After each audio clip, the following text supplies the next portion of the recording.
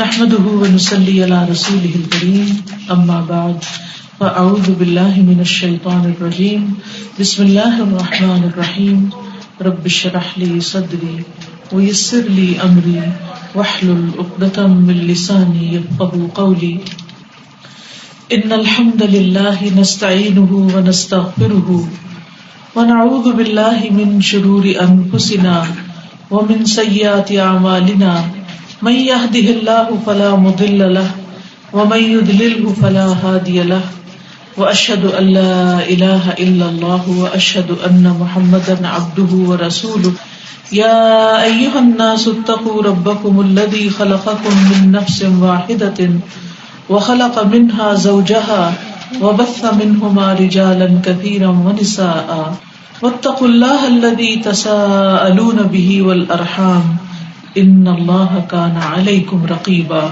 يا ايها الذين امنوا اتقوا الله وقولوا قولا سديدا يصلح لكم اعمالكم ويغفر لكم ذنوبكم ومن يطع الله ورسوله فقد فاز فوزا عظيما وقال رسول الله صلى الله عليه وسلم والله اني لاخشاكم لله واتقاكم له ولكني اصوم وافطر وأصلي وأرقد وأتزوج النساء فمن رغب عن سنتي فليس مني۔ شکر اور تعریف اللہ تعالیٰ کے لیے ہے، ہم اسی سے مدد چاہتے ہیں اور اسی سے اپنے گناہوں کی معافی چاہتے ہیں، اور ہم اپنے نفس کی شرارتوں اور برائیوں کے مقابلے میں اپنے آپ کو اللہ کی پناہ میں دیتے ہیں۔ حقیقت یہ ہے کہ جس کو اللہ سیدھی راہ پر چلائے اسے کوئی بھٹکا نہیں سکتا، اور جس کو اللہ تعالیٰ گمراہ کر دے تو اس کو کوئی سیدھی راہ پہ لا نہیں سکتا۔ اور میں گواہی دیتا ہوں کہ اللہ کے سوا کوئی معبود نہیں، اور میں گواہی دیتا ہوں کہ محمد صلی اللہ علیہ وسلم اللہ کے بندے اور اس کے رسول ہیں۔ اے ایمان والو، ٹھیک ٹھیک اللہ کا تقوی اختیار کرو اور مرتے دم تک اللہ کی اطاعت پر قائم رہو۔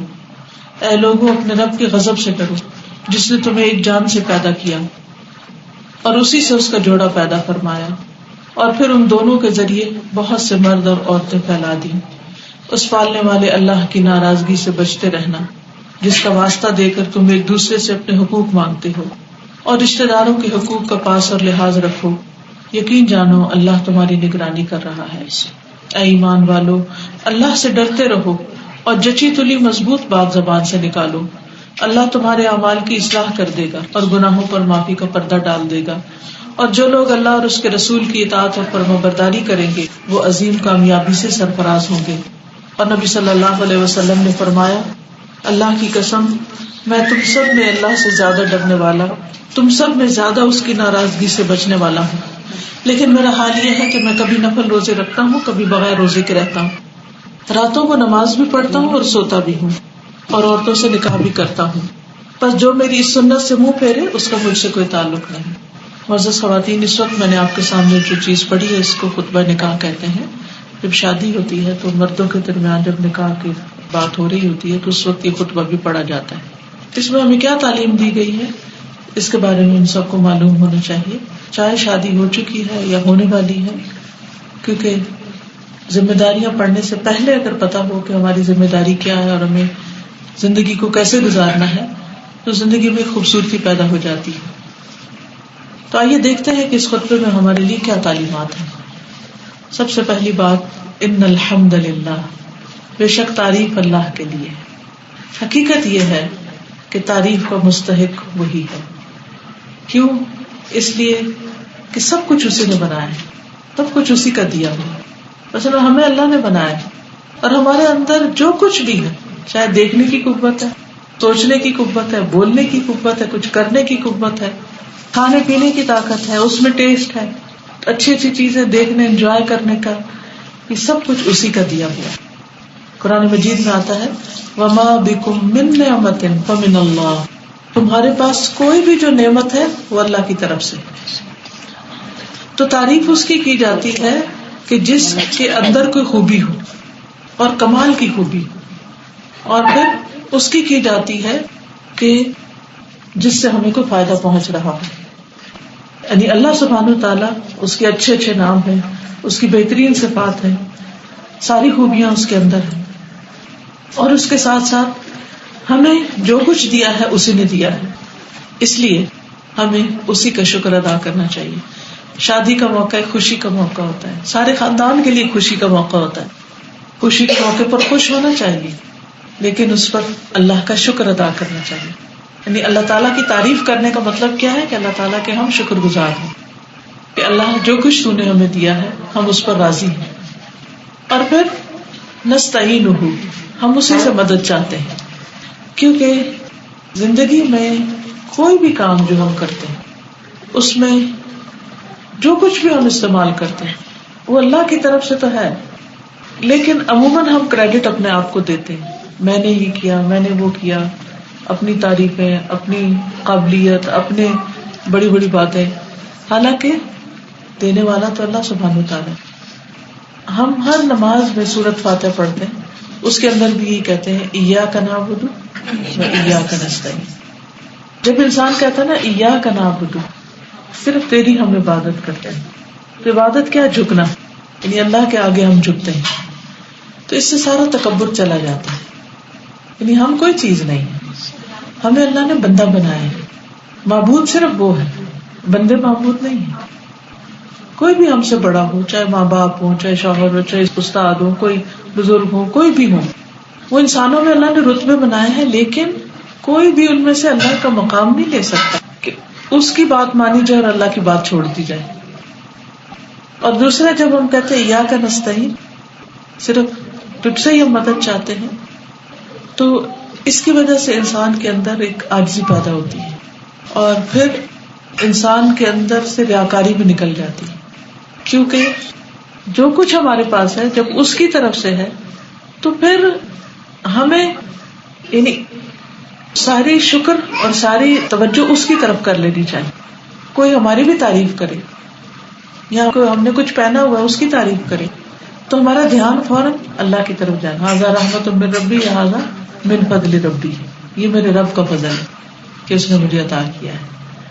یعنی دل کے اندر ایک شکر بھرا ہوا ہونا چاہیے، اور جس بندے کے اندر شکر کے جذبات ہوتے ہیں وہ پھر دکھی نہیں ہوتا، کیونکہ اس کو نعمتیں ہی نعمتیں ہر طرف نظر آتی ہیں.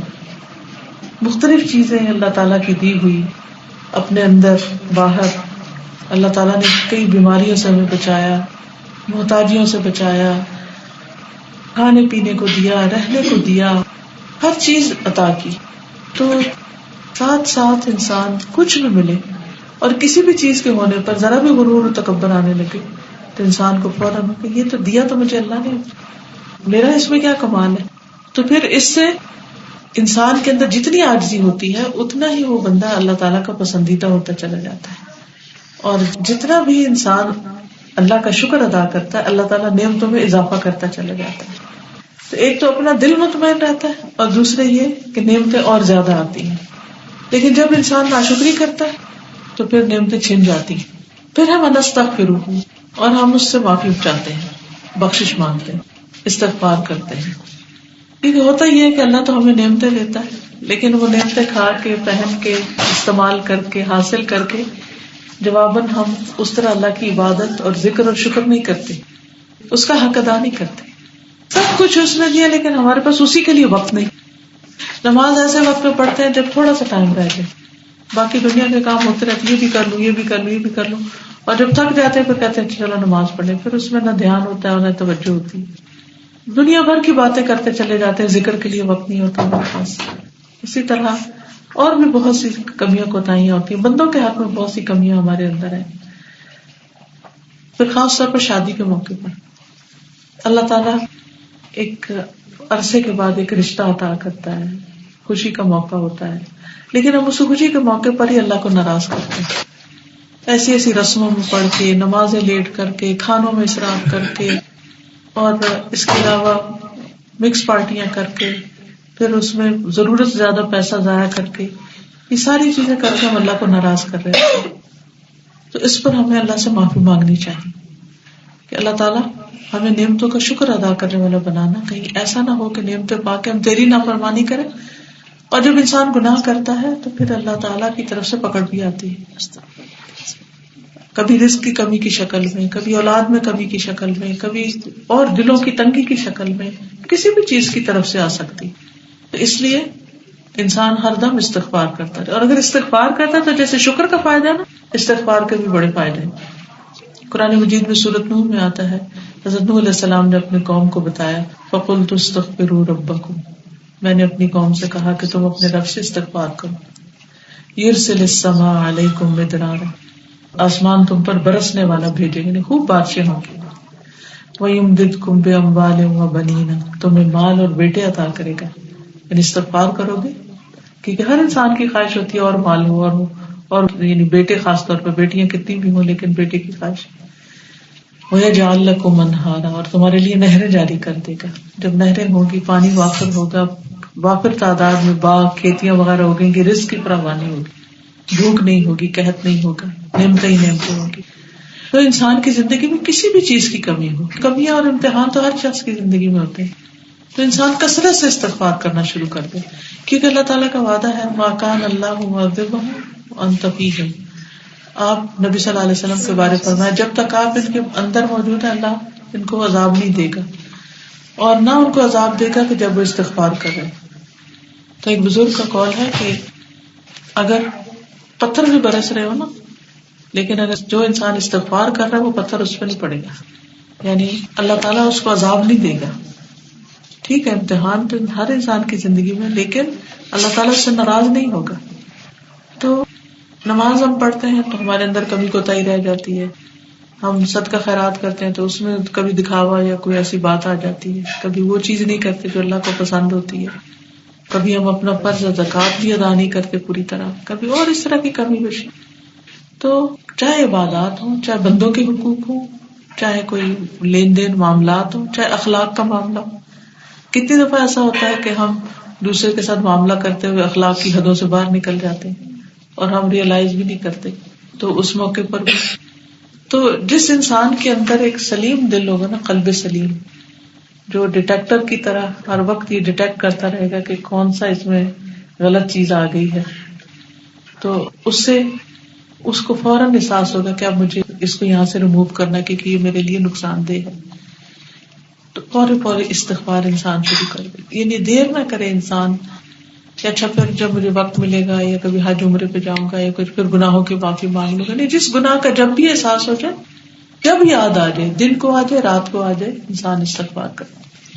ایک بہت ہی پیاری حدیث ہے کہ رات کو اگر انسان کی آنکھ اچانک کھل جائے اور اس وقت لا الہ الا اللہ وحدہ لا شریک لہ لہ الملک ولہ الحمد وہو علی کل شیء قدیر، الحمد للہ وسبحان اللہ ولا الہ الا اللہ واللہ اکبر ولا حول ولا قوۃ الا باللہ پڑھ کے اگر اللہ سے بخشش مانگے، اللہم اغفر لی، تو اللہ اس کو بخش دیتا ہے، اور اگر وہ نماز پڑھے اٹھ کے تو اس کی نماز قبول ہوتی ہے، یا کوئی بھی دعا مانگے انسان تو وہ دعا قبول ہو جاتی۔ ہم میں سے ہر ایک کو لا الہ الا اللہ وحدہ کا کلمہ آتا ہے، پھر الحمدللہ، سبحان اللہ، اللہ اکبر بھی آتا ہے، لا حول ولا قوۃ الا باللہ العلی العظیم بھی آتا ہے۔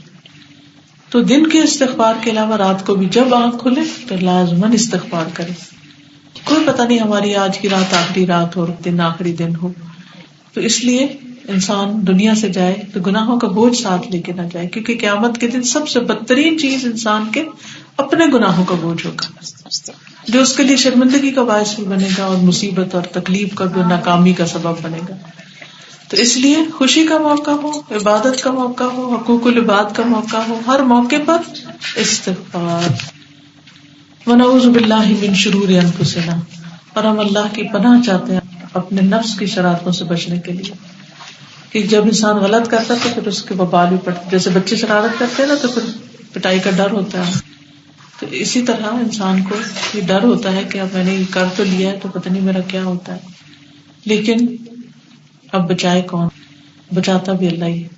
تو اس لیے لا ملجا ولا منجا منک الا الیک، یعنی لوگوں کے ساتھ تو جب ہمارا معاملہ گڑبڑ ہوتا ہے تو ہم ان سے بھاگتے ہیں، ان سے چھپتے ہیں، ان سے بچتے ہیں، ان کے سامنے نہیں آتے، لیکن اللہ سے تو چھپ کے بچ کے کہیں بھی نہیں جا سکتے، اس لیے پھر اس وقت انسان واپس اسی کی طرف پلٹے، اللہم انی اعوذ بک من سخطک، یعنی اللہ ناراض ہے تو جانا بھی ادھر ہی ہے، پھر بھی پناہ اسی کی۔ تو اس لیے ہر موقع پر انسان اپنے نفس کے شر سے بچے، کیونکہ انسان کے اوپر مصیبتیں اپنی ہی وجہ سے آتی ہیں، تو اپنی غلطیوں کے شر سے بچنے کے لیے اللہ کی مدد چاہیے ہم سب کو. ومن سیئات اعمالنا من یہدہ اللہ فلا مضل لہ، جس کو اللہ ہدایت دے اسے کوئی بھٹکا نہیں سکتا. اس کا یہ مطلب نہیں کہ اچھا پھر اللہ کی مرضی ہوگی تو ہم کو ہدایت مل جائے گی تو اس میں ہمارا کیا قصور ہے. نہیں، اس کا مطلب یہ ہے کہ اگر ہدایت اللہ کے ہاتھ میں ہے تو پھر ہمیں کیا کرنا چاہیے؟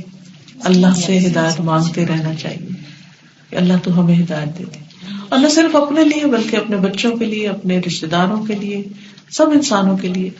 اور نماز میں جب یہ پڑھیں اہدنا الصراط المستقیم تو اس وقت خاص طور پر اس پر توجہ کریں. پھر زندگی کے ہر معاملے میں ہمیں صحیح راستے کی پہچان چاہیے ہوتی ہے. کوئی بھی کام ایسا نہیں جو اللہ کو راضی کرنے والا ہو اور وہ ہم اپنی مرضی سے کرتے رہیں. اس میں ہمیں ضرورت ہے کہ اللہ کی مرضی پتہ ہو. تو اس لیے ونعوذ باللہ من شرور انفسنا، اور پھر من یہدہ اللہ فلا مضل لہ ومن یضللہ فلا ہادی لہ، اور جس کو اللہ بھٹکا دے اس کو پھر کوئی ہدایت نہیں دے سکتا. اس لیے اللہ ہی سے ہدایت مانگے، کیونکہ ہمارے دل اللہ کی 2 انگلیوں کے درمیان ہے، وہ جدھر چاہے ان کو پلٹا دے. تو اس لیے بار بار پلٹ پلٹ کے اسی کی طرف جائیں. اور پھر اس موقع پر کلمہ پڑھا جاتا ہے اشہد ان لا الہ الا اللہ واشہد ان محمدا عبدہ ورسولہ. میں گواہی دیتا ہوں کہ اللہ کے سوا کوئی الہ نہیں، کوئی معبود نہیں، اور میں گواہی دیتا ہوں کہ محمد صلی اللہ علیہ وسلم اللہ کے بندے اور اس کے رسول ہیں. یہ بندے بھی ہیں اور رسول بھی ہیں. تو شادی کے موقع پر اس بات کا ایک طرح سے پھر اقرار کہ میں مسلمان ہوں، کیونکہ یہ کلمہ مسلمان ہونے کے لیے پڑھا جاتا ہے، اپنے اسلام کا اظہار کرنے کے لیے پڑھا جاتا ہے. اور اس بات کا احساس کہ اگر میں مسلمان ہوں تو پھر مجھے کام بھی مسلمانوں والے کرنے چاہیے. پھر مجھے ایسے کام نہیں کرنے، چاہے شادی ہو چاہے خوشی ہو، کہ جو مسلمانوں کے کام نہیں ہوتے، یا کوئی ایسے کام جس میں شرک یا بدعت وغیرہ پائی جاتی ہے. پھر 3 آیتیں اور 4 دفعہ تقوی کا حکم دیا گیا. یا ایھا الناس اتقوا ربکم الذی خلقکم من نفس واحدۃ، اے لوگو اپنے رب سے ڈرو جس نے تمہیں ایک جان سے پیدا کیا ہے. اور وہ جان کون سی؟ آدم علیہ السلام. آدم علیہ السلام سے ان کی بیوی حوا علیہ السلام پیدا کی گئی، اور ان دونوں سے پھر وخلق منہا زوجہا، انہی سے ان کا جوڑا پیدا کیا، یعنی انسان کا جوڑا انسان سے بنایا گیا. وبث منہما رجالا کثیرا ونساء، اور ان دونوں سے بہت سے مرد اور عورتیں دنیا میں پھیلا دیے. یعنی وہ پہلی شادی آدم اور حوا کے بیچ میں ہوئی تھی، اور پھر اس کے بعد ان کے بچے جو ہیں ان سے یہ سلسلہ چلا آ رہا ہے، اور آج تک یہ سلسلہ چلتا چلا جا رہا ہے. تو انسان کو اس موقع پر اللہ کی اس نعمت کو یاد کرنا چاہیے. اور پھر آپ دیکھیں کہ ان کے ملاپ سے کتنے بچے پیدا ہوئے، پھر ان کی آگے شادی، اور پھر کتنے اور اب دنیا میں دیکھیں کتنے کروڑوں لوگ ہیں، اور ان کے جو بڑے تھے وہ سب دنیا سے جا چکے. ہمیں نہیں پتا آج ہماری جو اولاد ہے اس سے آگے کتنی نسلیں چلے. ہم دنیا میں نہیں ہوں گی، لیکن ان کے بچے، پھر ان کے بچوں سے، ان کے بچے سے، ان کے پتہ نہیں کہاں تک سلسلہ جائے گا. تو اس دنیا میں آبادی کے لحاظ سے ہماری بھی ایک کنٹریبیوشن، یہ جس کی بھی شادی ہوتی ہے اور ان کے بچے ہوتے ہیں، پھر آگے ان کی ایک کنٹریبیوشن. تو اس میں انسان کو جب شادی کا فیصلہ کرے، یا شادی کا دن ہو، یا پھر شادی کے بعد، انسان اپنے تعلقات کو، اپنے معاملات کو، اپنے طریقہ زندگی کو بہت اچھا رکھے، تاکہ وہ ماں اور باپ دونوں ایک رول ماڈل ہوں. کس کے لیے؟ بچوں کے لیے، کہ ہمارے ماں باپ نے ایسی زندگی بسر کی. اور پھر اس کے بعد وہ جب بڑے ہوں تو وہ رول ماڈل بنے اپنے بچوں کے لیے، اور پھر وہ آگے ان کے لیے. لیکن افسوس یہ ہے کہ شادی کا جو ایک مقصد ہے خاندان بنانا، اور شادی کا جو ایک مقصد ہے کہ اچھے انسان پیدا ہوں اور اچھے انسان پرورش پلے بڑھیں اور پھر وہ اللہ کے بندے بن کے رہیں، وہ ہم نے بھلا دیا. شادی کے دن کو ایک تفریح سمجھ لیا، اور کئی مہینے بس اسی کی تیاریاں ہوتی رہتی کہ کیا پہنیں گے، کیا کھائیں گے، کیا صرف مادی چیزیں، صرف ان چیزوں کی طرف فکر ہوتی ہے. یہ نہیں ہم سوچتے کہ اگر ہماری بیٹی ہے یا بیٹا ہے تو وہ عملی طور پہ اپنی بیوی یا شوہر کے حقوق ادا کرنے کے لیے کتنا تیار ہے، اور اس میں کس طرح خیال رکھنا ہے. کیونکہ شادی ٹھیک ہے، اس میں خوشی بھی ہے، راحت بھی ہے. اللہ سبحانہ تعالیٰ نے اس کے بارے میں بھی ذکر کیا، سورۃ روم میں بھی آتا ہے کہ اللہ نے جوڑا بنایا تاکہ تم اس سے سکون حاصل کرو. سکون کا باعث بھی، خوشی کا باعث بھی ہے، لیکن اس کے ساتھ ساتھ قربانیاں بھی ہیں اس میں، اور ایک دوسرے کے لیے جینا، اپنی ذات کو قربان کر کے دوسرے کا خیال رکھنا. اور خوشی صرف لینے سے نہیں ملتی، خوشی دینے سے ملتی ہے. آپ سب نے یہ تجربہ کیا ہوگا کہ بعض اوقات آپ کو کوئی چیز ملتی ہے تو آپ کو خوشی ہوتی ہے، لیکن جب آپ کسی کو کچھ دیتے ہیں تو اس سے بڑی خوشی ملتی ہے آپ، یعنی آپ کی روح اور آپ کا دل اندر سے ٹھنڈا ہو جاتا ہے. اسی طرح اگر ہم عورتیں ہیں، اگر شوہر کو کوئی تکلیف ہے تو اس کی تکلیف میں اس کی مدد کرنا، اس کی خدمت کرنا، اس کا خیال رکھنا، یہ ہمارے لیے سکون کا باعث ہے. یعنی صرف یہ نہیں کہ شوہر ہمیں وہ مسکرا کے دیکھے یا ہمارا خیال رکھے تو پھر ہی ہم خوش ہیں، نہیں، اس کی خدمت کر کے بھی ہمیں خوشی نصیب ہوگی. اس کو بوجھ نہ سمجھے، اس کو اپنے لیے وبال نہ سمجھے، مصیبت نہ سمجھے، اور ان چیزوں کو اللہ کے لیے کریں کیونکہ اللہ سے ڈرنے کا حکم ہے. اور پھر فرمایا کہ واتقوا اللہ الذی تساءلون بہ والارحام، اللہ سے ڈرو جس کا نام لے کے تم ایک دوسرے سے حق مانگتے، اور رشتہ داریوں کے بارے میں خاص طور پر اللہ سے ڈرو کیونکہ رشتے بنانا آسان ہوتا ہے، نبھانا مشکل ہوتا ہے. اور نبھانے کی نیت سے شادی کرنا کہ میں نے گھر بنانا ہے اور میں نے اس کو نبھانا ہے، یہ ایک بہت بڑی رسپانسبلٹی ہے. یعنی شادی صرف انٹرٹینمنٹ نہیں ہے کہ آپ ایک انٹرٹینمنٹ کے لیے شادی کرو، جب دل بھر جائے تو پھر اس کے بعد آپ چھوڑ دیں اس کو، نہیں. اس لیے یہاں پر یہ جو حکم دیا گیا ہے کہ اللہ سے ڈرو اس کے معاملے میں، ان اللہ کان علیکم رقیبا، یقین مانو اللہ تم پہ نگرانی کر رہا ہے. اللہ دیکھ رہا ہے کون زیادتی کر رہا ہے، کون اپنے فرائض پورے نہیں کر رہا، کون دوسرے کے حقوق کا خیال نہیں کر رہا. اور یہ ہم سب کے لیے جن کی شادی ہو چکی ہے ان کے لیے بھی اس میں سبق ہے، اور اس سبق کو بار بار دہرانے کی ضرورت ہے کہ کہیں ہماری طرف سے تو کوئی ذاتی دوسرے کے اوپر نہیں ہو رہی، کیونکہ اللہ دیکھ رہا ہے نا. اگر کہیں ایسا کیا تو کہیں اس کا وبال نہ سامنے آ جائے. یعنی ہم سو رو کے اپنے آپ کو سچا ثابت کر لیں، ہم سارا الزام دوسرے پہ ڈال دیں، لیکن اللہ تو ہماری نیتوں، ارادوں، دل کے خیالات، طریقے، طرز عمل، ہر چیز سے واقف ہے. اس سے واقف ہم کہیں نہیں جا سکتے. پھر اسی طرح یہ ہے کہ یا ایھا الذین آمنوا اتقوا اللہ حق تقاتہ ولا تموتن الا وانتم مسلمون. اے لوگوں جو ایمان لائے ہو، اللہ سے ڈرو جیسے حق ہے اس سے ڈرنے کا، اور تمہاری موت اس حال میں آئے کہ تم مسلمان ہو. یعنی ہمیں نجات دینے والی چیز جو ہے وہ ہمارا اسلام ہے. کل جب ہم فوت ہو جائیں گے تو ہم سے یہ نہیں پوچھا جائے گا کہ کتنے بچے تھے تمہارے، کتنے مربے تھے تمہارے، کتنی دکانیں تھی تمہاری، کیا بزنس تھی، کتنی جابس تھی، کتنی ڈگریاں تھی، کچھ بھی نہیں. جب قبر میں ہم جائیں گے تو اس وقت اٹھا کے بٹھایا جائے گا تو پوچھا جائے گا من ربو کا، تمہارا رب کون تھا، ماں دینوں کا، تمہارا دین کیا تھا. تو اس وقت ہمیں ضرورت ہوگی کہ ہم بتائیں کہ میرا دین اسلام تھا. آج اگر ہم اسلام دین کے اوپر راضی نہیں تو پھر کل کیسے بتا سکیں گے میرا دین اسلام تھا. اور پھر پوچھا جائے گا تمہارا نبی کون تھا، تو پھر نبی محمد صلی اللہ علیہ وسلم. اب ان چیزوں کو مزید جاننے کی بھی ضرورت ہے. رب کا بھی مطلب پتا ہونا چاہیے، دین کا بھی مطلب پتا ہونا چاہیے، اسلام کیا ہے، مختلف چیزوں کے بارے میں ہمیں کیا بتاتا ہے، ہمیں معلوم ہونا چاہیے، اور اس کے بارے میں باقاعدہ سیکھنا چاہیے. اور پھر نبی صلی اللہ علیہ وسلم کے پورے حالات ہمیں پتا ہونے چاہیے، کون تھے وہ، کیا کیا انہوں نے، کس طرح زندگی گزاری، ان کا اپنے بیویوں کے ساتھ معاملہ کیا تھا، وہ گھریلو زندگی میں کس طرح رہتے تھے. تو یہ تمام چیزیں جو ہیں ان میں قرآن و سنت کی پیروی کرنی چاہیے. پھر ہے یا ایھا الذین آمنوا اتقوا اللہ وقولوا قولا سدیدا، اے لوگوں جو ایمان لائے ہو اللہ سے ڈرو اور سیدھی بات کرو، درست بات کرو، جچی تلی بات کرو. کیونکہ بہت دفعہ زبان سے نکلی ہوئی باتیں جو ہیں ان سے تعلقات خراب ہوتے ہیں، ان سے بگاڑ پیدا ہوتا ہے، ان سے فساد پیدا ہوتا ہے.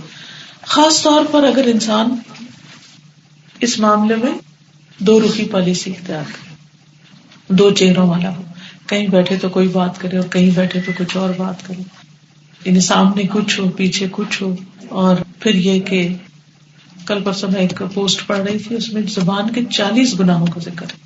انسان کی باتوں میں جو جھوٹ ہے، غیبت ہے، چغلی ہے، تانے دینا ہے، دوسرے کو اذیت دینا ہے، بہتان لگانا، بے شمار یعنی چیزیں جو ہیں زبان کے گناہوں میں شامل ہوتی. تو اللہ تعالیٰ قرآن مجید میں اسی لیے ہمیں نصیحت کرتا ہے، قل لعبادی یقولوا التی ہی احسن، میرے بندوں سے کہہ دیجئے کہ وہ بات کریں جو بہترین ہو. یعنی جب بات کرنے لگے تو ایسی بات کریں جو سب سے اچھی بات ہو، سب سے اچھی اپنے کانٹینٹ کے اعتبار سے بھی ہو اور اس کے نا انداز بھی اچھا ہو. اب اس میں ہم یہ نہیں کہ یہ اسپیچ دیتے وقت آپ بہت اچھی بات کریں، عام روزمرہ زندگی میں بھی آپ جب کسی سے بات کر رہے ہوں تو اچھی بات کریں. ان الشیطان ینزغ بینکم، شیطان تمہارے درمیان فساد ڈلواتا ہے. بعض کو چھوٹی سی بات ہوتی ہے، ایک نے تیز بات کر دوسرے نے اس سے بڑھ کے کی، پھر دوسرے نے اس سے زیادہ، اور کرتے کرتے شرم لحاظ ہر چیز بدتمیزی پہ انسان اتر آتا ہے، اور پھر اس کے بعد کہاں سے کہاں تعلقات خراب ہو جائیں. کچھ لوگ ایسے ہوتے ہیں جو جواب میں بول کے اپنا بڑاس نکال لیتے ہیں، اور کچھ لوگ ہوتے ہیں جو صرف تانے سن کے پھر اپنے دل میں رکھ لیتے ہیں اور پھر کسی اور طرح ریئیکٹ کرتے ہیں. اور اس معاملے میں خواتین کو خاص طور پر بہت محتاط ہونے کی ضرورت ہے. اس کا یہ مطلب نہیں کہ مرد سارے بہت اچھی باتیں کرتے، لیکن نبی صلی اللہ علیہ وسلم نے خصوصاً خواتین کو تلقین کی تھی کہ تم صدقہ خیرات کرو، کیونکہ میں نے عورتوں کی اکثریت کو جہنم میں دیکھا کیونکہ اپنے شوہر کی ناشکری ہوتی اور زبان کا غلط استعمال کرتی.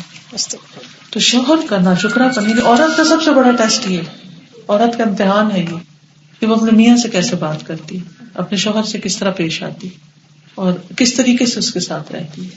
کیونکہ اگر بیوی اپنے شوہر کی عزت نہیں کرتی تو بچے کہاں سے کریں گے؟ بچے بھی نہیں کریں گے. اور پھر بچے جب اپنی شادی ہوگی تو پھر اس وقت بھی ایک دوسرے کا لحاظ نہیں کریں گے، کیونکہ انہوں بڑوں کو یہی دیکھا کرتے ہوئے. تو اس لیے قولوا قولا سدیدا یصلح لکم اعمالکم، تو تمہارے اعمال کی اصلاح کر دے. یعنی زبان ٹھیک کرو گے تو معاملے بھی ٹھیک ہو جائیں گے، حالات بھی ٹھیک ہو جائیں گے، تعلقات بھی ٹھیک ہو جائیں گے. وَيَغْفِرْ لَكُمْ ذُنُوبَكُمْ، اور تمہارے گناہوں کو معاف کر دے گا. ٹھیک ہے، جو بھی پیچھے ہو چکا ہے ایک دوسرے سے معافی تلافی کر لی جائے. آئندہ سے انسان نرمی سے بات کرنا شروع کر دے تو اس سے کیا ہوتا ہے کہ پچھلے بھی زخم جو ہے وہ مندمل ہو جاتے.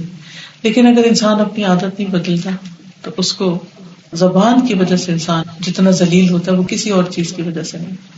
ہم چھوٹے تھے تو امی کہتی تھی یہ زبان ہی ہے جو تخت پہ بٹھاتی ہے، اور یہ زبان ہی ہے جو تختے پہ چڑھاتی ہے، یعنی انسان کو پھانسی تک لٹکا دیتی ہے. کیونکہ بعض اوقات وہ غصے میں آ کے قتل و غارت ہو جاتی ہے، اور خود انسان کسی کو قتل کرنے کا مطلب اپنے آپ کو ختم کرنا.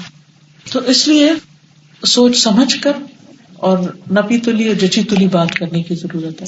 صرف اپنے جذبات میں بہ کے نہیں کہ اگر ہمیں غصہ آئے گا تو ہم جسٹیفائی کریں کہ ہمیں غصہ آئے اس لیے ہم یہ باتیں کرتے چلے. نہیں، غصے میں تو زیادہ کنٹرول کرنے کی ضرورت ہے. عام حالات میں تو ہم نارملی بات کر رہے ہوتے ہیں. وَمَن يُطِعِ اللَّهَ وَرَسُولَهُ فَقَدْ فَازَ فَوْزًا عَظِيمًا، اور جو اللہ اور اس کے رسول کی اطاعت کرے گا وہ عظیم الشان کامیابی پائے گا. یعنی سب سے بڑی کامیابی اللہ اور اس کے رسول صلی اللہ علیہ وسلم کی اطاعت میں ہے. ٹھیک ہے، شوہر کی اطاعت بیوی پہ فرض ہے، لیکن اللہ کی نافرمانی میں نہیں. اب چند چیزیں شوہر بیوی کے حقوق کے حوالے سے یاد دہانی کرانا چاہوں گی. سب سے پہلے بات جو ہے، مردوں کو حکم دیا گیا ہے کہ بیوی کے ساتھ اچھا سلوک کریں. قرآن مجید میں اللہ تعالیٰ فرماتے ہیں وَعَاشِرُوهُنَّ بِالْمَعْرُوفِ، کہ تم ان کے ساتھ بھلے طریقے سے زندگی بسر کرو، یعنی اچھا معاملہ کرو. کیونکہ مرد قوام ہے، مرد ذمہ دار ہے، مرد کو ہی طلاق کا حق دیا گیا ہے، مرد کو ہی کمانے کی ذمہ داری دی گئی، نام نفقہ فراہم کرنا مرد کی ذمہ داری. تو اس لیے مرد کو حکم دیا گیا ہے کہ وہ عاشروہن بالمعروف، عورتوں کے ساتھ بھلے طریقے سے زندگی بسر کرو. حدیث میں آتا ہے لوگوں سنو، عورتوں کے ساتھ اچھے سلوک سے پیش آؤ، کیونکہ وہ تمہارے پاس قیدیوں کی طرح ہے. تمہیں ان کے ساتھ سختی کا برتاؤ کرنے کا کوئی حق نہیں، سوائے صورت کے کہ جب ان کی طرف سے کوئی کھلی ہوئی نافرمانی سامنے آئے. یعنی چھوٹے چھوٹے معاملوں میں ٹوک ٹاک نہیں کرنی چاہیے. جیسے یہ کیوں پکا دیا، یہ کیوں، یہ یہاں کیوں رکھ لیا، یہ پردہ ایسا کیوں لگا دیا، بلا یہ گھر عورت کی ڈومین ہے، اس میں مرد کو انٹرفیئرنس بہت نہیں کرنی چاہیے. سارا دن وہ عورت گھر میں رہتی ہے، اس کی پسند کے پردے لگنے چاہیے، اس کی پسند کے کارپیٹ ہونے چاہیے، اس کی پسند کا بیڈ روم ہونا چاہیے، کیونکہ اس نے زیادہ برتاؤ ان چیزوں کے ساتھ کرنا ہے. لیکن یہ ہے کہ شوہر کے حقوق میں کمی نہیں ہونی چاہیے، جیسے شوہر کی اطاعت اور باقی شرم و حیا کا لحاظ رکھنا. اور تو آپ صلی اللہ علیہ وسلم نے فرمایا کہ کھلی نافرمانی سامنے آئے تو پھر تم ان کے ساتھ سختی کر سکتے، چھوٹی چھوٹی باتوں پر سخت مزاجی نہ کرو. اور پھر یہ ہے کہ خاص طور پر یہ بات بتائے گی، سنو تمہارے کچھ حقوق تمہاری بیویوں پر ہیں اور تمہاری بیویوں کے کچھ حقوق تم پر ہیں. نہیں، دو طرفہ معاملہ ہے، دونوں کے حقوق بھی ہیں، فرائض بھی ہیں. ان پر تمہارا حق یہ ہے کہ وہ تمہارے بستروں کو ان لوگوں سے نہ رنوائیں جن کو تم ناپسند کرتے.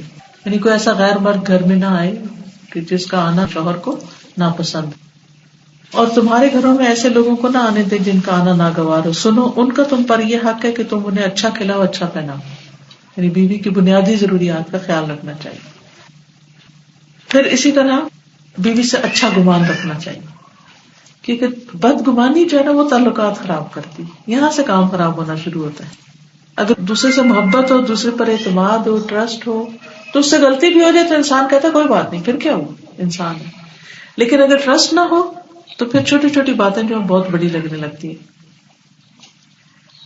اللہ تعالیٰ نے مردوں کو یہ بھی حکم دیا فَإِن كَرِهْتُمُوهُنَّ فَعَسَىٰ أَن تَكْرَهُوا شَيْئًا وَيَجْعَلَ اللَّهُ فِيهِ خَيْرًا كَثِيرًا، کہ اگر وہ تمہیں کسی وجہ سے ناپسند بھی ہو، شکل اچھی نہیں لگتی، کوئی اس کا مزاج اچھا نہیں لگتا، یا اس کے طور طریقے نہیں اچھے لگتے، یا کوئی بھی چیز، انسان ہے، کوئی پرفیکٹ تو نہیں ہو سکتا نا، ہر اچھے سے اچھے انسان کے اندر کمزوریاں ہوتی ہیں، کوئی فرشتہ نہیں ہوتا. تو اگر کوئی چیز ان کی تمہیں اچھی نہیں لگتی تو ہو سکتا ہے ایک چیز تمہیں ناپسند ہو اور اللہ تعالیٰ اسی میں بہت بڑی خیر رکھ دے، خیرن کثیرا، کہ وہ گھر کو بہت اچھا سنبھالے، یا بچوں کو بہت اچھی تربیت دے، یا تمہارے مرنے کے بعد تمہاری خیر بھلائی کی دعا تمہارے لیے کرے. پتہ نہیں اس کی خیر کہاں کہاں تک جائے. اس لیے چھوٹی چھوٹی باتوں پر ناراض نہیں ہونا. نبی صلی اللہ علیہ وسلم نے فرمایا کوئی مومن اپنی مومنہ بیوی سے نفرت نہ کرے. اگر بیوی کی کوئی عادت اس کو ناپسند ہے تو ہو سکتا ہے دوسری پسند آ جائے، تو اچھی عادتوں پر توجہ رکھی جائے. پھر اسی طرح معافی اور درگزر سے کام لے شوہر. یا ایھا الذین آمنوا ان من ازواجکم واولادکم عدوا لکم فاحذروہم وان تعفوا وتصفحوا وتغفروا فان اللہ غفور رحیم. اے لوگو جو ایمان لائے ہو، تمہاری بیویاں اور تمہاری اولاد ان میں سے بعض تمہارے دشمن ہیں، سو ان سے بچتے رہو، اور اگر تم عفو و درگزر، چشم پوشی سے، معافی سے کام لوگے تو یقیناً اللہ بہت زیادہ رحم کرنے والا، غفور الرحیم ہے. یعنی اگر تم نرمی اور مہربانی کا سلوک کرو گے تو تمہارے ساتھ بھی اچھا سلوک کیا جائے گا. پھر اسی طرح اچھے شوہر کی یہ صفت بتائے گی کہ وہ اخلاق میں بہت اچھا ہوتا ہے، اور اس کا سب سے اچھا اخلاق اس کے گھر والوں کے ساتھ ہوتا ہے. کامل ایمان والے مومن وہ ہیں جو اخلاق میں سب سے اچھے ہوں، اور تم میں سے سب سے اچھے لوگ وہ ہیں جو بیوی کے حق میں اچھے. پھر اسی طرح یہ ہے کہ بیوی کی تعلیم و تربیت، اس کو اچھی اچھی چیزیں سکھانا، اس کا بھی انتظام کیا جائے. یعنی صرف کھانا پینا دینا ہی کافی نہیں، بلکہ اس کی تعلیم و تربیت کا بھی انتظام کیا جائے. اور اس معاملے میں نبی صلی اللہ علیہ وسلم کا بہترین نمونہ ہمارے سامنے ہے کہ انہوں نے صرف باہر نہیں لوگوں کو سکھایا، گھر میں بھی تعلیم دی ازواج مطہرات کو، اور پھر آگے ازواج مطہرات نے امت کو تعلیم دی. پھر اسی طرح یہ ہے کہ بیوی کے اوپر بھی کچھ ذمہ داریاں ہیں کہ وہ شوہر کے حقوق پورے کرے، اور ان میں خاص طور پر شوہر کی اطاعت، شوہر کی بات مانے، شوہر کی مخالفت نہ زیادہ کرے. اور الا یہ کہ کوئی بہت ہی غلط قسم کی بات ہو تو پھر اور چیز ہے، لیکن باقی چیزیں اس کی اطاعت سے، اس کی اجازت کے ساتھ کی جائے. قرآن مجید میں اللہ تعالیٰ فرماتے ہیں فالصالحات قانتات، نیک بیویاں، نیک عورتیں اطاعت کرنے والی ہوتی ہیں، شوہر کی بات ماننے والی تھی. یہاں تک کہا گیا کہ کوئی عورت شوہر کی اجازت کے بغیر نفل روزہ نہ رکھے. یعنی نفل تک میں شوہر کی اجازت ضروری ہے، تو پھر فرض میں تو آپ خود سوچیں کہ باقی چیزوں میں کیا حکم ہوگا. نبی صلی اللہ علیہ وسلم نے فرمایا 2 قسم کے آدمی ہیں جن کی نمازیں ان کے سروں سے اوپر نہیں اٹھتی، یعنی قبول نہیں ہوتی. اس غلام کی نماز جو اپنے آقا سے فرار ہو جائے اور جب تک واپس نہ آ جائے، اور اس عورت کی نماز جو شوہر کی نافرمانی کرے جب تک شوہر کی نافرمانی سے باز نہ آ جائے. پھر اسی طرح عورت کے اوپر ذمہ داری ہے کہ اپنی عزت و عصمت کی حفاظت کرے، اپنی شرم و حیا کی حفاظت کرے. نبی صلی اللہ علیہ وسلم نے فرمایا جو عورت 5 وقت نماز پڑھے، اپنی آبرو کی حفاظت کرے، اپنے شوہر کی فرما بردار رہے، وہ جنت کے جس دروازے سے چاہے داخل ہو جائے. یعنی عورت کے لیے یہ چیز اس کی خاص ذمہ داریوں میں سے ہے کہ وہ غیر مردوں کے ساتھ کوئی ایسا تعلق نہ رکھے، یا اپنے لباس کا خیال رکھے. اس کی زینت، اس کی خوبصورتی، اس کی بیوٹی اس کے ہسبینڈ کے لیے اور آدمیوں کے لیے نہیں ہے. تو اپنے باہر نکلتے ہوئے خاص طور پر اپنے لباس حجاب کا دھیان رکھے. پھر اسی طرح یہ ہے کہ شوہر کو خوش رکھنے کی کوشش کرے اپنے ڈریس کے ذریعے، اپنے گھر کے سنبھال اور سلیقے کے ذریعے.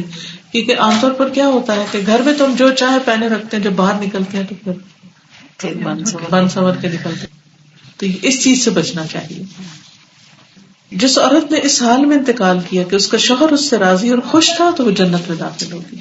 تو اس چیز کا دھیان رکھنا بہت ضروری ہے. اور اسی طرح اس میں جو شوہر بیوی کے جو خاص پرائیویٹ ریلیشن شپ ہے اس میں بھی شوہر کی ضرورت کا خیال رکھنا چاہیے، اور بغیر کسی بڑے عذر اور مجبوری کے شوہر کو انکار نہیں کرنا چاہیے.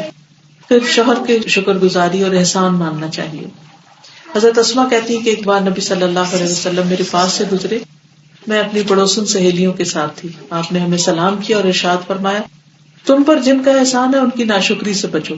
تم میں سے ایک اپنے ماں باپ کے گھر دنوں تک بن بیاہی بیٹھی رہتی، پھر اللہ تعالیٰ اس کو شوہر عطا کرتا ہے، پھر اس کو اولاد دیتا ہے. اس سارے احسان کے باوجود اگر کسی بات پہ شوہر سے ناراض ہوتی ہے تو کیا اٹھتی ہے، میں نے تو تمہاری طرف سے کبھی کوئی بھلائی دیکھی نہیں، یعنی میرے تو اس گھر میں قسمت ہی پھوٹ گئی اور کچھ حاصل نہیں. حالانکہ شوہر کی طرف سے آنے والے بچے اور گھر اور بہت سی چیزیں ہوتی ہیں جو انگنت ہوتی ہیں لیکن ہمیں نظر نہیں آتی. پھر اسی طرح یہ ہے کہ شوہر کے مال اسباب کی، گھر کی حفاظت کی جائے. نبی صلی اللہ علیہ وسلم نے قریش کی عورتوں کی تعریف کی. آپ نے فرمایا وہ کتنی اچھی عورتیں ہیں، بچوں کے بہت مہربان ہیں اور شوہر کے گھر کی انتہائی حفاظت کرنے والی، یعنی کہ مال کو بے دردی سے ضائع نہ کیا جائے اور جو بھی شوہر لا کر دے اس کو احتیاط سے استعمال کیا جائے. نبی صلی اللہ علیہ وسلم نے فرمایا مومن کے لیے خوف خدا کے بعد سب سے مفید اور باعث خیر نعمت نیک بیوی ہے، کہ جب وہ اسے کسی کام کے لیے کہے تو خوشی سے کرے، اور جب وہ اس کی طرف دیکھے تو اس کو خوش کر دے، اور جب وہ اس کے بھروسے پہ قسم کھا بیٹھے تو اس کی قسم پوری کر دے، جب وہ کہیں چلا جائے تو پیچھے سے عزت و آبرو کی حفاظت کرے، اور شوہر کے مال و اسباب کی نگرانی میں شوہر کی خیرخواہ اور وفادار رہے. پھر اسی طرح صفائی ستھرائی، آرائش، زیب و زینت، اس کا بھی خیال کرنا چاہیے. اور حضرت عائشہ رضی اللہ تعالیٰ عنہ کے بارے میں آتا ہے کہ جب وہ ایک غزوے کے موقع پر گئی تھی تو ہار پہن کے گئی تھی، تو وہاں پر گم بھی ہو گیا تھا جس کی وجہ سے مسلمانوں کو کافی پریشانی کا سامنا کرنا پڑا. بہرحال وہ جب نماز لیٹ ہوئی اور پانی نہیں تھا تو تیمم کیا سب نے، تو اس وقت تیمم کا حکم بھی نازل ہوا، اور اس کے ساتھ ساتھ یہ کہ جب قافلہ کوچ کرنے لگا تو ہار بھی مل گیا. تو میں ہمیشہ اس واقعے سے بہت وہ فیسینیٹ ہوتی ہوں کہ حضرت عائشہ اگر سفر میں بھی ہار پہنتی تھی تو انسان کو گھر میں خاص طور پر جب ینگ ہو، نئی نئی شادی ہو، تو اس وقت اس چیز کا ضرور لحاظ رکھنا چاہیے. بالکل ایسا نہ ہو کہ شوہر کی توجہ پھر اپنی بیوی سے ہٹ کر دوسری عورتوں کی طرف ہونے لگے، کیونکہ وہ پھر اس سے بڑا فتنہ ہے. آج آپ دیکھیں کہ گھروں میں عورتیں گھروں کے کاموں میں مصروف رہتی ہیں اور اپنی ان چیزوں کا خیال نہیں رکھتی، لیکن جب وہ مرد آفس جاتے ہیں تو وہاں آفس میں رنگ رنگ کی لڑکیاں ہوتی ہیں اور ان کے لیے فتنہ ہی فتنہ ہے. تو اس لیے بہت ضروری ہے کہ عورت جو ہے بجائے اس کے کہ شوہر کی جاسوسی کرتی رہے یا اس بات پہ اعتراض کرتی رہے کہ تم نے اس سے کیوں بات کی، فلاں کیا ہو، وہ اپنے طرز عمل کو درست کرے کہ شوہر کسی اور کی طرف، یعنی اتنا اس کی توجہ لے کے رکھے کہ وہ کسی اور کی طرف متوجہ ہی نہ ہو، یعنی اس کو یوں نہ چھوڑ دے، اس کا خیال رکھے. تو بس یہی چند باتیں تھیں جو ہم سب کی یاد دہانی کے لیے. پتہ تو سب کو ہوتا ہی ہے لیکن یاد دہانی ہو جائے تو پھر انسان کانشیسلی اچھے کام کرنے لگتا ہے. اور ایک اور بات یہ ہے کہ یہ ساری چیزیں عبادت سمجھ کے کرنی چاہیے، یعنی ازواجی زندگی کا حق ادا کرنا ایک عبادت ہے، اس پر بھی ثواب ہے، اجر ہے. شادی خود ایک ایمان کو مکمل کرنے والی چیز ہے، یعنی ایمان کا حصہ ہے، یعنی نکاح ایمان کی تکمیل کرتا ہے. تو یہ تو ہمارے دین کا ایک بنیادی حصہ ہے. اگر کوئی کہے کہ میں شادی نہیں کرتا تو وہ زیادہ عبادت یا پائس ہونا ہے، تو ایسا نہیں ہے، یہ ہمارے دین میں کانسیپٹ نہیں ہے. تو اس لیے اس سارے کام کو، چاہے بچوں کی شادی ہو یا کچھ بھی، تو اس کو ایک عبادت سمجھ کے اس فریضے کو نبھانا چاہیے. اور اس میں جو بھی انسان بھاگ دوڑ کرے، محنت کرے، تگ و دو کرے، وہ ساری ایک طرح سے اللہ کی رضا کے لیے کرے کہ ہم اپنا فرض پورا کریں. کیونکہ بچے جب جوان ہو جائیں تو ان کی شادی کرنا ماں باپ کے اوپر ایک فریضہ ہوتا ہے. اگر وہ توجہ نہیں دیتے اور اگر ان سے کوئی غلط کام ہو گیا تو وہ بھی ماں باپ پر ذمہ داری عائد ہوتی ہے. تو اس لیے اس کی ان ذمہ داریوں کو نبھانا، اللہ تعالیٰ کے احکامات کو پورا کرنا سراسر عبادت اور اللہ کی رضا کی بات ہے. اللہ تعالیٰ ہمیں اس کی توفیق عطا فرمائے. وآخر دعوانا الحمد للہ رب العالمین. السلام علیکم ورحمۃ اللہ وبرکاتہ. میں سب سے پہلے آپ کو ویلکم کرتے ہیں. کوشچن میرا یہ ہے کہ جو بال ہیں، بچے ہوتے ہیں، بیٹا ہے، آپ کا کس ایج میں آ کے آپ کو کوشش کرنی چاہیے یا دیکھنا چاہیے کہ آپ کا بیٹے سے بالوں کا پردہ تو نہیں ہے، لیکن یہ کہ ڈریس ایسا نہیں پہننا چاہیے کہ جو بالوں کا پردہ کدھر کدھر، بیٹے سے، شوہر سے، نامحرموں سے ہے. محرم سے اتنا نہیں ہے، یعنی ٹھیک ہے جیسے بھائی ہیں، جوان ہیں، تو ایک حیا ہوتی ہے. لیکن اگر آدھا سر ننگا بھی ہو رہا ہے یا بال پیچھے سے نظر بھی آ رہے ہیں, دوپٹہ چھوٹا بھی ہے, تو کوئی حرج نہیں. یعنی اپنے باپ سے یا بیٹے یا بھائی ان سے ایسا نہیں ہے. لیکن جو کزن ہے یا جس سے شادی ہو سکتی ہے ان سب سے پھر ڈھانکنا چاہیے. ہاں جی, یہ سوال سے آج کل میں پڑھی تھی, پوسٹ بھی پڑھی تھی, اس پہ لکھا ہوا تھا کہ شادی کے بعد جو ہے وہ شوہر کا نام لگانا جو ہے وہ غلط ہے اور حرام ہے. تو کیا یہ واقعی حرام ہے یا غلط ہے؟ یا اس میں دو پوائنٹ آف ویو ہے. ایک پوائنٹ آف ویو یہ ہے کہ انسان کو اپنے باپ کی طرف ہی منسوب ہونا چاہیے. ٹھیک ہے, یعنی جو اپنا حقیقی باپ, جیسے بچے اڈاپٹ کر لیتے ہیں نا, تو ان کی ولدیت نہیں چینج کرنی چاہیے. کیونکہ حدیث کے مطابق جو شخص اپنے ولدیت کو بدل دے یعنی اس کے لیے جہنم ہے, بہت سخت سزا ہے. لیکن جب عورت کی شادی ہوتی ہے تو اس کے لیے اس چیز کی رخصت موجود ہے کہ آئیڈینٹی کے لیے اگر اس کو مسز فلاں مسز فلاں کہا جائے, ٹھیک ہے, کہہ سکتے ہیں. ٹھیک ہے, کیسے؟ قرآن مجید میں 3 عورتوں کا ذکر آتا ہے, امرأۃ نوح اور امرأۃ لوط, امرأۃ عمران, 3 جگہ پر. امرأۃ لوط کا کیا مطلب ہے؟ لوط کی بیوی. اس کا اصل نام نہیں آتا, لوط کی بیوی, نوح کی بیوی, عمران کی بیوی. صرف مسز سے اپنا نام نہ جوڑے, ہسبینڈ کا نام, ہسبینڈ کہتے ہیں, مسز فلاں کہہ سکتے ہیں اپنے نام کے ساتھ والد کا, اپنے نام کے ساتھ والد کا. لیکن اگر مسز کہنا ہو تو یہ کہا جا سکتا ہے, کیونکہ نسبتیں جو ہوتی ہیں یہ مختلف طرح سے ہوتی ہیں. عربوں کے اندر رواج یہ تھا کہ وہ شادی کے بعد نام عورتیں چینج نہیں کرتی تھی اپنے باپ کے لیے. حضرت عائشہ کا نام جو تھا وہ عائشہ محمد نہیں تھا, وہ عائشہ بنت ابی بکر کہا جاتا ہے. آپ جہاں بھی پڑھیں وہی نام ہے, بلدیت نہیں چینج کرتے. لیکن اگر بعض کلچر ایسے ہوتا ہے نا کہ اس میں سب بلاتے ہی مسز فلاں مسز فلاں, تو مسز فلاں کہنے میں کوئی حرج نہیں, کوئی گناہ کی بات نہیں. یعنی اس کی رخصت ہے. ایسا نہیں ہے کہ کسی نے کہہ دیا تو کوئی طوفان آ گیا یا کچھ, اس کی بھی قرآن میں دیکھا حرام نہیں ہے. دوسری بات یہ ہے کہ جیسے عربوں کے ہاں غلام ہوتے تھے تو غلاموں کو جب وہ آزاد کرتے تھے تو آزادی کے بعد بھی وہ ان کی طرف منسوب ہوتے تھے جن کے وہ غلام رہ چکے ہوتے تھے. ولایت اس کو کہتے ہیں. مثلاً سالم مولا حذیفہ, یعنی سالم کے باپ کا نام نہیں یہاں لگا ہوا, جس کا وہ غلام تھا اور جس نے اس کو آزاد کیا اس کا نام ہے, یعنی سالم حذیفہ کا آزاد کردہ غلام ہے. ٹھیک ہے, تو اس طرح بھی نسبت ان کے ساتھ کی جا سکتی ہے. یعنی بعض اوقات ضرورتاً بھی آپ کو اپنی ایک پہچان رکھنی پڑتی ہے. پھر اسی طرح عربوں میں یہ بھی رواج ہے کہ بعض اوقات اپنا نام نہیں کنیت ہوتی ہے, جیسے ام محمد, ام عبداللہ, ام عائشہ, یہ نام رکھے جاتے ہیں تو یہ بھی رکھ سکتے ہیں. بعض اوقات لقب ہوتے ہیں, بعض اوقات ملک کی طرف نسبت ہوتی ہے یا قوم کی طرف نسبت ہوتی ہے, جیسے قریشی, ہاشمی, یہ خاندان کی طرف نسبت ہے. آل فلان, آل فلان, ایسے نام لوگوں نے رکھے ہوتے ہیں نا. تو مختلف ناموں اور کنیتوں اور نسبتوں سے انسان کی پہچان کی جا سکتی, اس میں حرج نہیں. لیکن اپنی ولدیت ہمیشہ صحیح بتانی چاہیے. واضح؟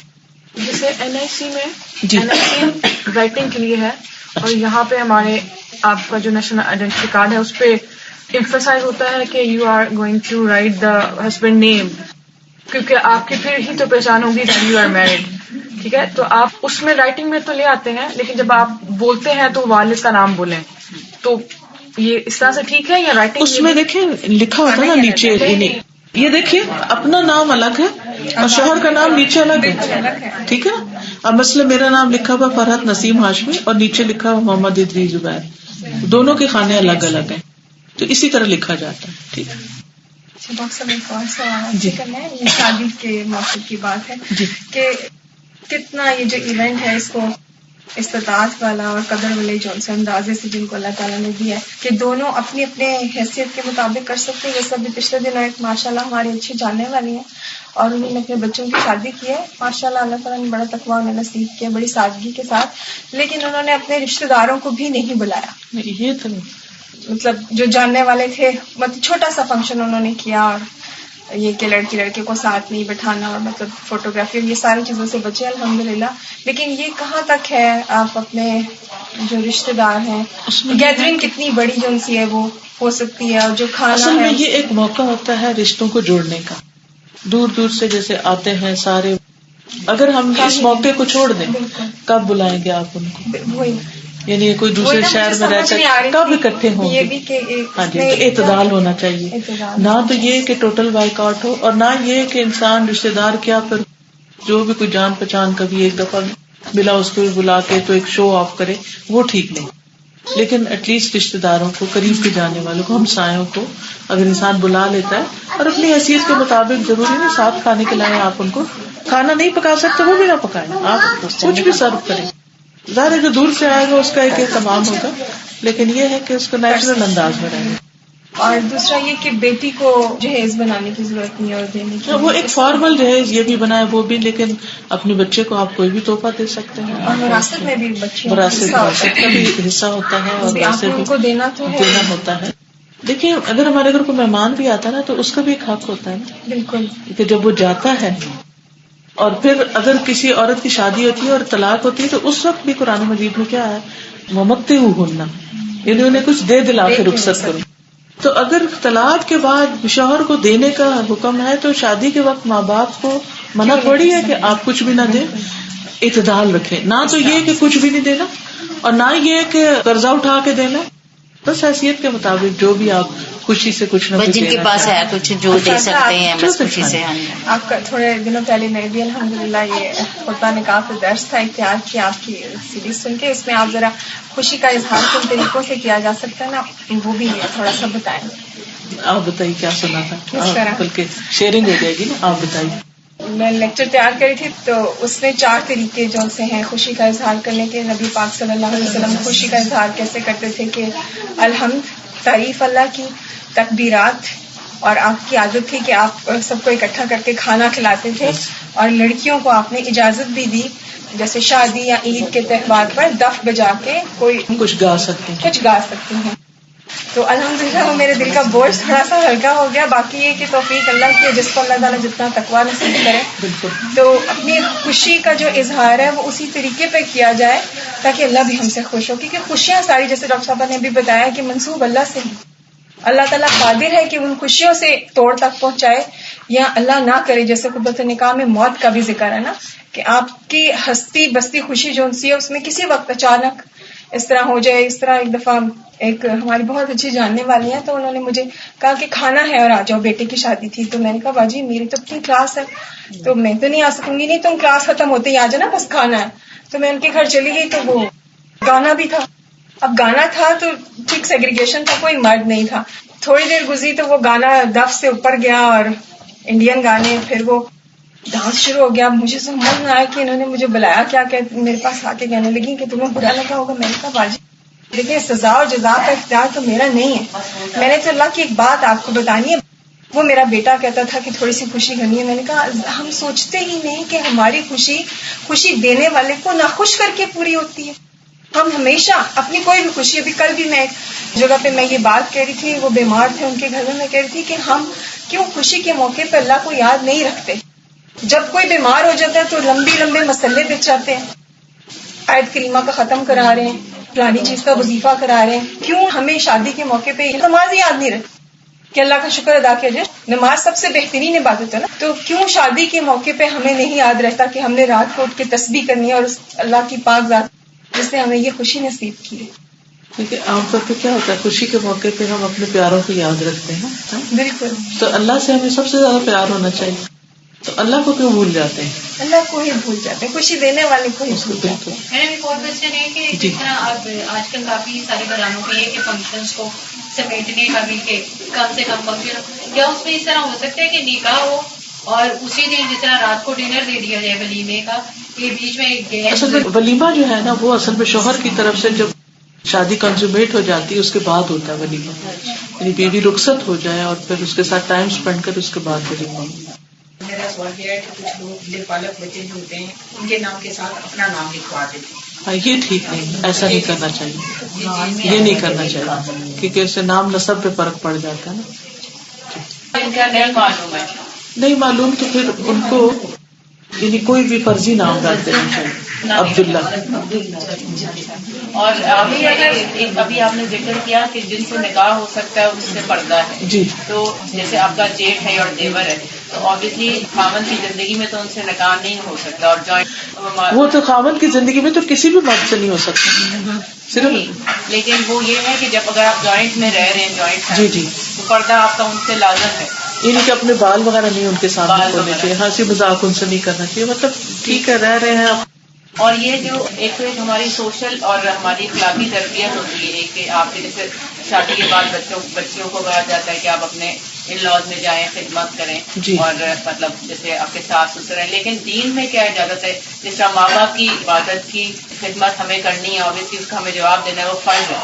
تو ساس سسر کے بارے میں کیا حکم ہے؟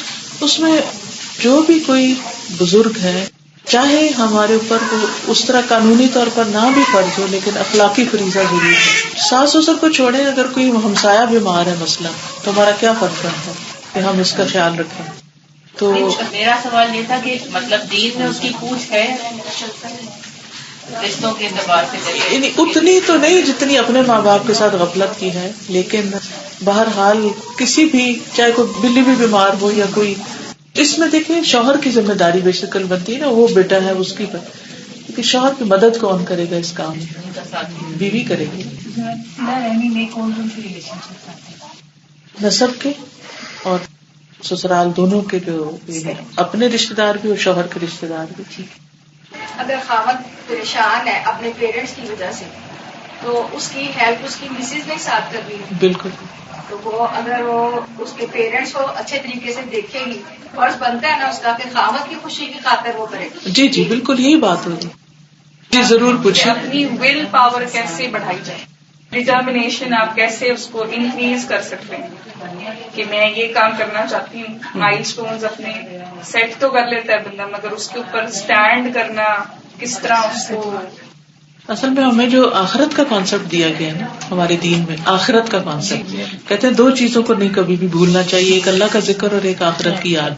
سورۃ صاد میں آتا ہے پیغمبروں کے بارے میں، انا اخلصناہم بخالصۃ ذکر الدار، ہم نے ان کو خالص کر لیا اپنے لیے ایک خاص چیز کے ساتھ، اور وہ ہے گھر کی یاد، یعنی آخرت کی یاد. ٹھیک ہے، جب ہمارے دل میں آخرت کا فکر ہوگی کہ ہم نے جواب دینا ہے، ہاں تو ہم ہر کام جو فریضے میں آتا ہے وہ اپنے ٹائم پہ کرنے کی کوشش کریں گے، چاہے امانتوں کو لوٹانا ہے، چاہے نماز کا پڑھنا ہے، چاہے کچھ ویسے اپنے آپ کو اپنی گروتھ کے لیے کچھ کرنا ہے، تو پھر ہم ٹارگیٹ بھی سیٹ کریں گے، پھر ٹائمنگ بھی کریں گے. 5-6 دن تو بڑے اچھے ٹائمنگ سیٹ ہو جاتے ہیں، مگر پتہ نہیں کیا ہوتا ہے کہ وہ پھر لیگ بہائنڈ کر لیں. کوئی بات نہیں، پھر دوبارہ سے شروع کریں. ہاں دوبارہ سے شروع کریں. یہ غصے پہ کنٹرول ہوگا. بس چپ رہے. غصے کے وقت ایک بات یاد رکھ، خاموشی اختیار کر لیں. دیکھیے کتنے بھی بڑے فلیمز ہو نا تو تھوڑی دیر آگ کو چھوڑ دینا، ہوا نہ دے تو کیا ہوتا ہے واپس آ جاتا ہے. نماز جو ہمارا ایک اہم فریضہ ہے، مختلف کتابوں میں بہت کچھ لکھا ہوتا ہے، یہ سمجھ میں نہیں آتا. تو میں آپ سے یہ پوچھنا چاہتی ہوں کہ نماز مرد اور عورت کی نماز میں فرق کیا ہے اور ہمیں کس طرح ادا کرنی چاہیے. دیکھیے قرآن مجید کے بعد میں سب سے صحیح کتاب صحیح بخاری ہے. اگر آپ اس میں دیکھیں کہیں آپ کو مرد عورت کی نماز میں فرق نظر نہیں آئے گا. نماز کو پراپر طریقے سے رکوع اور سجدہ کرنا چاہیے. جیسے قیام میں تو کوئی اختلاف نہیں، رکوع میں وہ کہتے ہیں عورت کم سجدہ کرے اور مرد زیادہ کرے، تو لیکن جب تک آپ جھکتے نہیں ہیں نا، یعنی اتنا جھکنا نہیں ہوتا، پورا جھکے، اس سے کوئی خاص فرق نہیں پڑتا. آپ یوں کھڑے تب بھی آپ کی بیک پیچھے ہی ہے اور تھوڑا سا آگے، کیونکہ عورت یہ کہ پوری طرح سطر میں پڑے تو آپ ایکسپوز نہیں ہوتے. پھر اسی طرح اگر سجدے میں اگر آپ بالکل زمین کے ساتھ لگ جاتے ہیں تو اس حدیث میں منع کیا گیا کہ کتے کی طرح کونیاں نہ بازو نہ بچھائے جائیں. پھر اسی طرح یہ کہ باقی تو تحیات وغیرہ ایک ہی جیسے اتنا فرق نہیں. سوال میرا یہ کہ قرآن شریف کچھ لوگ اوپر بیٹھ کے پڑھ رہتے ہیں، کچھ نیچے، کچھ ادب کا اتنا زیادہ وہ خیال نہیں رکھتے. بس مجبوری کے تحت ہو سکتا ہے، لیکن یہ کہ پاؤں کے پاس نہ ہو، قریب نہ بیٹھے. جو نیچے بیٹھے ہیں وہ ذرا دھیان سے ایک طرف اوپر کر لیں ذرا تھوڑا سا کہ یہ احتیاط سے بیٹھے.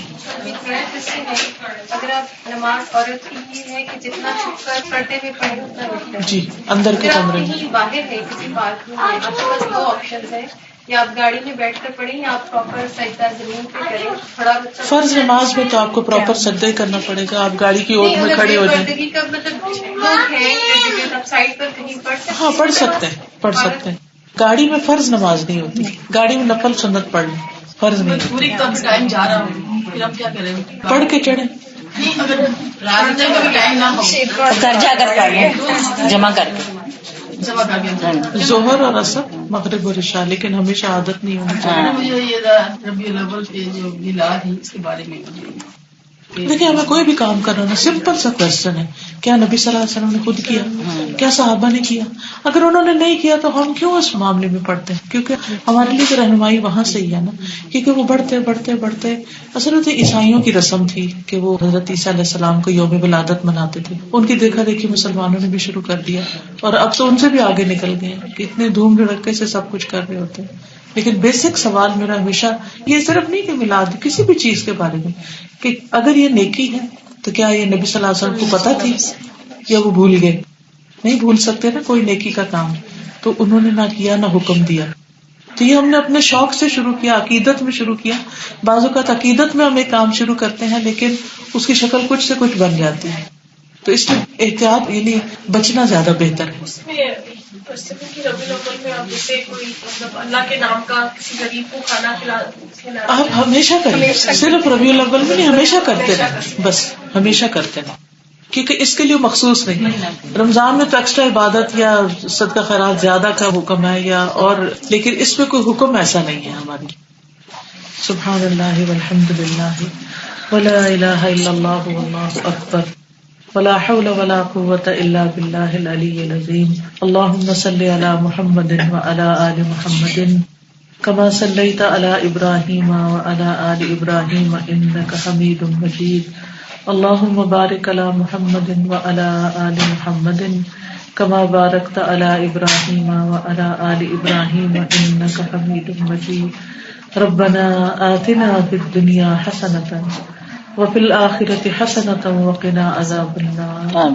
ربنا لا تزغ قلوبنا بعد إذ هديتنا وهب لنا من لدنك رحمة إنك أنت الوهاب.